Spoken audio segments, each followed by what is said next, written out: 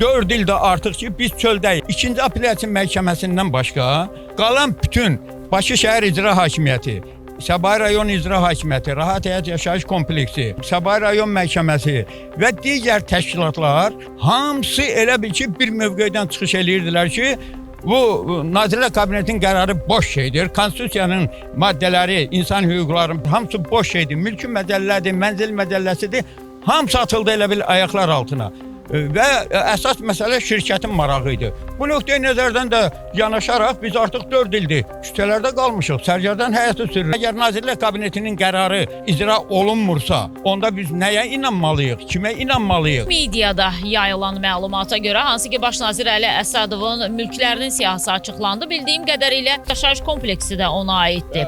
Yəni, belə olan halda Nazirlər Kabinetinin qərarları niyə ayağı altındadır deyəndə, əslində, yəni bilinir ki, niyə ayağı altında. Çünki baş nazirin özünə məxsus olduğu deyilən bir yaşayış kompleksindən söhbət gedirsə, burada artıq bəli maraqlar önə çıxır. Nəinki Azərbaycan Respublikasında konstitusiyanın tələbi, insan haqlarının tələbi. Alo, İlham bəy, salam. Salam. Sizi narahat edən jurnalist aparıcı Səidə Bəkir qızıdır. Buyurun. İlham bəy, əvvəlcə onu qeyd edeyim ki, icazənizlə səsiniz yazılır. Niyə? Çünki biz bura çəkilişə gəlmişik.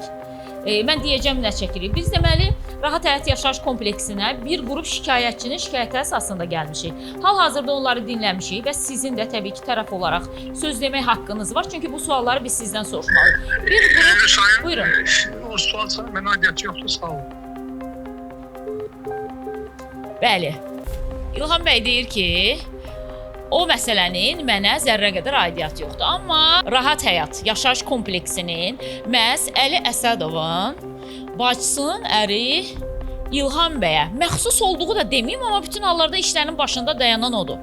Buranın sakinləri İlham bəylə görüşüb, İlham bəy müəyyən söhbət də aparıb onlarla, amma niyəsə bizə dedi ki, bu işin ümumiyyətlə ona aidiyyatı yoxdur. Да, и вот четвертое. Я вывез вещи, и вот сейчас вот собираются сносить. Он уже работает.